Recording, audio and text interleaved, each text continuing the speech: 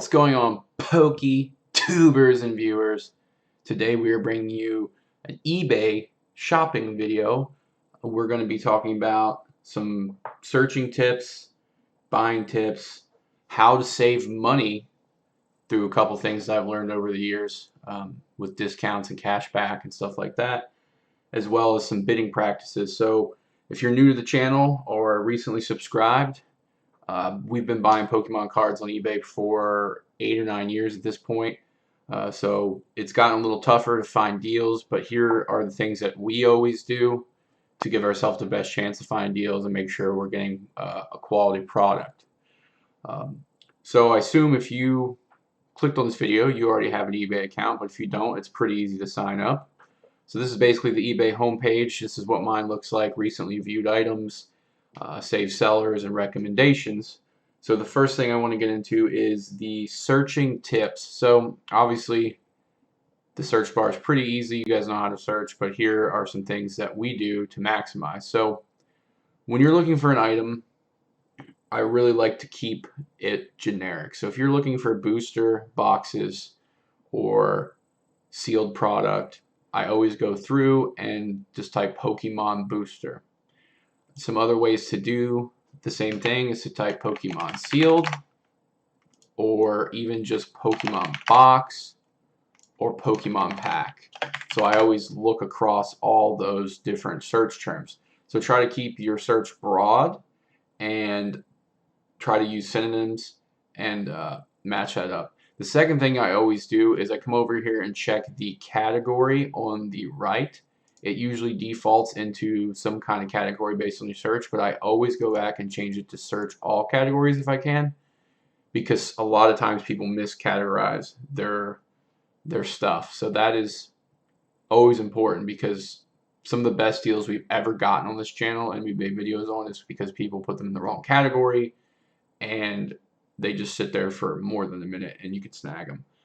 So the second thing I always do is come over and turn my sort to newly listed, and I always change this to gallery view. Usually for most people it defaults to list view.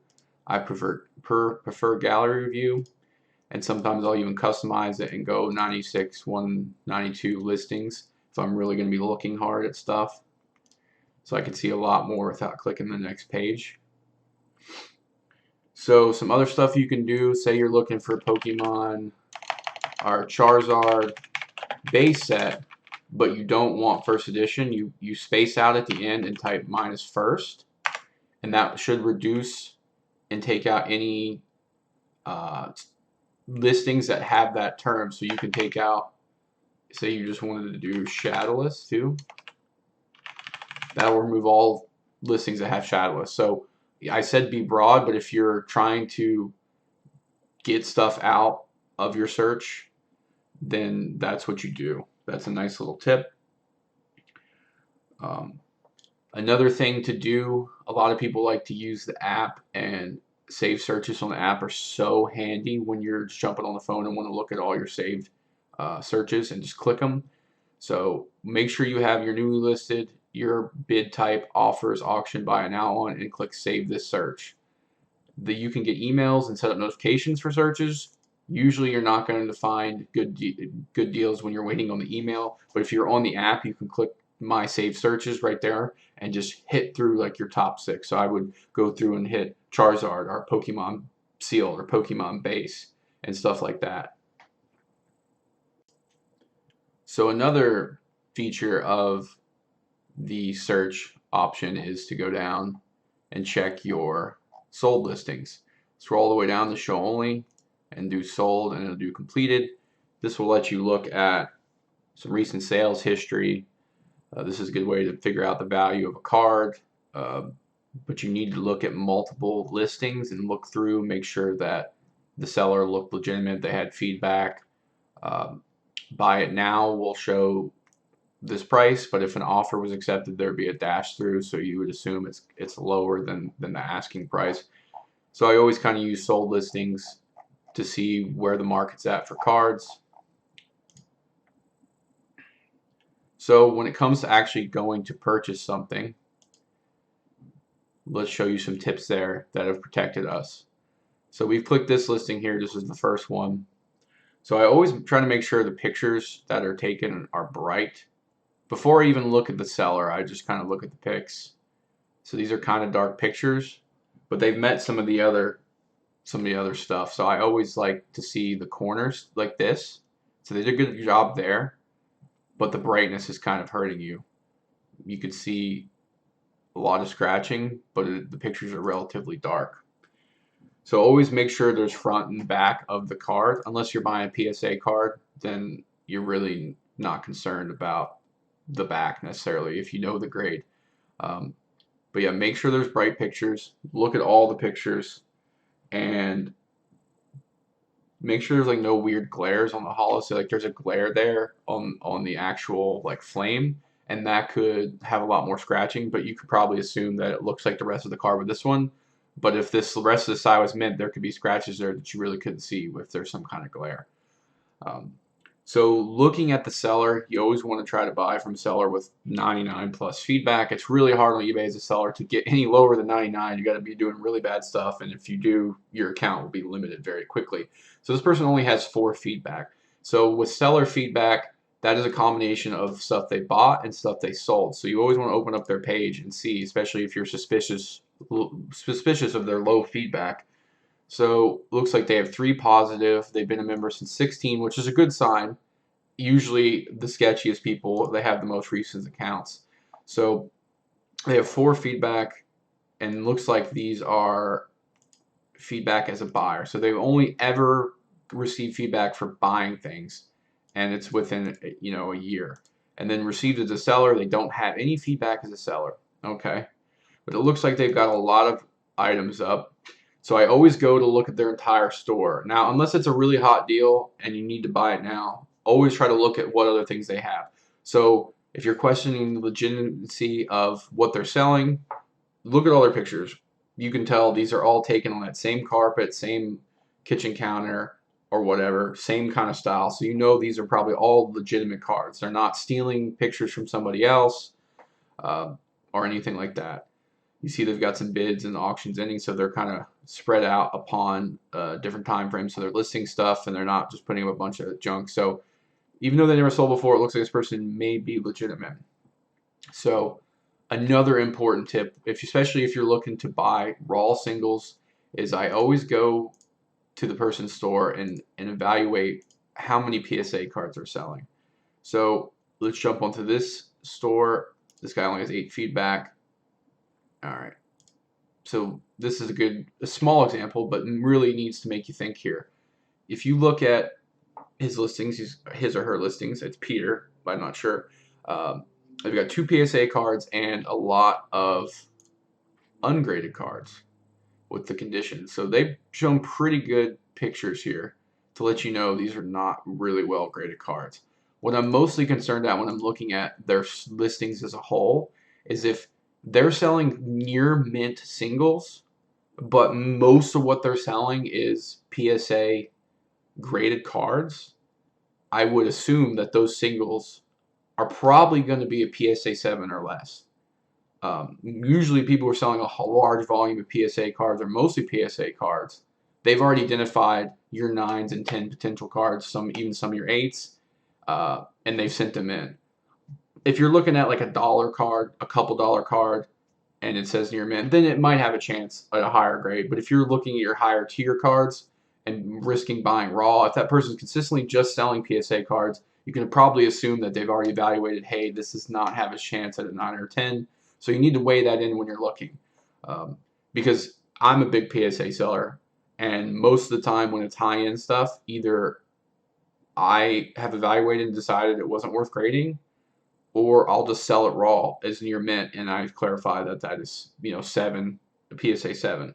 But most of the stuff that is really good condition, that would be a question of whether or not it's grading, but I don't deem it gradable. I just set back in my stock. Like I don't sell a lot of old school high value singles that are in really good shape. I keep them, and if they're in rougher shape, I sell them as excellent or fair or whatever condition, played, heavy played, and that's clear in my listing. So you'll notice that a lot of people in your singles, maybe right near mint. It doesn't seem like most people are familiar with the grading scale, but that's something you should familiarize yourself with. Is, you know, fair, good, played, like what is the PSA scale, and really set your expectations. So if you're buying a card that says near mint and you've looked over the pictures, you should still have the expectation that the best this card would grade is a 7. Just, you need to have that in your head, because that's what near mint is. A lot of the reason that I only sell PSA cards is because I would sell my cards based on the scale, the PSA grading scale, and people would buy a near mint card, which may be a 7, maybe an 8, and then they would, you know, send a message, even though I put pictures, and say, well, this is not mint. I said, well, near mint is different than mint, and people were expecting near mint to mean PSA 10. So you just really need to set your expectations early and really understand the scale. And always, like I said, if you see a good deal, buy it. But always go into that store, look at the pictures, look at what they're selling as a whole, and that should help you understand a bigger picture of like what kind of quality or what kind of angle they're taking with selling these cars. So in getting into some of the ways to save money or get cash back on eBay, eBay has a really good program called eBay Bucks. Now, when you sign up for eBay, they should contact you regularly to enroll in eBay Bucks. If they don't, you just need to search eBay Bucks, get on this page, and you can apply. So basically, eBay Bucks is a quarterly cashback program on eBay. So you go through a 4-month period. Every time you buy something on eBay, you will earn 1 to 2% depending on the categories, and they always change. Sometimes there's bonuses on more uh, and less on others. And you'll just see you're earning X amount of eBay Bucks for this purchase. And then when the quarter's over, they will give you a code or apply the eBay Bucks to your account. And then your next quarter, you might have 20, 30, 40, $50 worth of eBay dollars, and you can apply them to any order on eBay. So say you get to the quarter and start with 50 bucks. If you find a card for 50 bucks, it's completely free. And all you did was just enroll in the eBay Bucks program. And you have to use those bucks within, I think, that next quarter. So you have to spend them within like 4 months. So you have like 4 months to earn them and 4 months to spend them. And then as you're spending money in that next period, you're building new eBay Bucks. So it's a really great program with really no effort. So if you're checking out and not seeing eBay Bucks estimate how much is being added to your account, you definitely need to enroll in that right now. So another way that I save money is called the Ebates function. Right now, they have a deal going on, a referral, which it will be down below, link below, that everybody who signs up under my link will get $40 if they spend $40. And this is going on for quite a while. So basically, Ebates is a shopping portal, but I want to show you the Chrome extension or the internet extension that makes it really easy. Basically, on their website, they have a bunch of different stores, and they give you % cash back. And every quarter, based on how much cash back you earned, they will send you a check or direct deposit check. There's a few options for payment. So I come on here pretty often and check what stores are high. They change regularly. You can see like Nike is 7%, but was 1.5.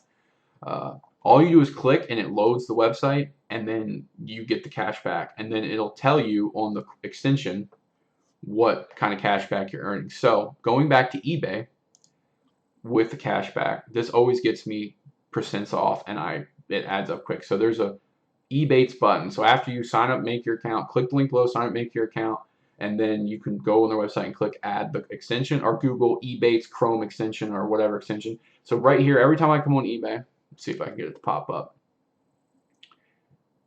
It usually only does it the first time I go on eBay. Let's see. All right, here it is. The Rakuten. It says activate up to 1% cash back. So I'll click that every single time I go on eBay or any website. I mean, if you're buying Pokemon cards from Amazon, from Walmart, from Target, if this comes up, you can save money. It's so easy, and all you do is click it. So now it's turned color. It says you're getting the cash back. So when you click it, it says up to 1% cash back, now active. All right. So you can see the categories. Right now it's 1% on most categories: sports, cards, and fan shop, toys, and hobbies. So that falls under Pokemon. I'd say most of the time it's between 1, 2, 3, and 4%. Sometimes they'll do 5 to 10% depending on holidays and different things like that, different categories. But always click it. It's really easy. So now when you go to checkout, which I'm not going to show you my address and checkout, but when you check out, you'll get an email later from Ebates, or it'll say on the little thing here that you just earned blank. So if you buy something for $100, you get $1 back, but it adds up really quickly. I think in using Ebates, I'm close to like $500 in cash back, but I don't do a lot of online shopping other than eBay. Remember when we were over here on the website, some of these sites are 6%, 12%, 12%.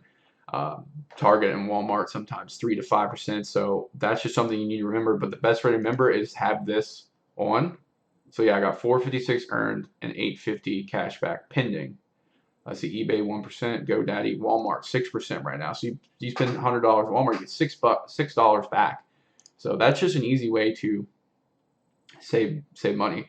So another thing with eBay and buying cards is, once you identify a card that you want, but it's not a buy it now deal and you want to chase the auction, I always put it on my watch list.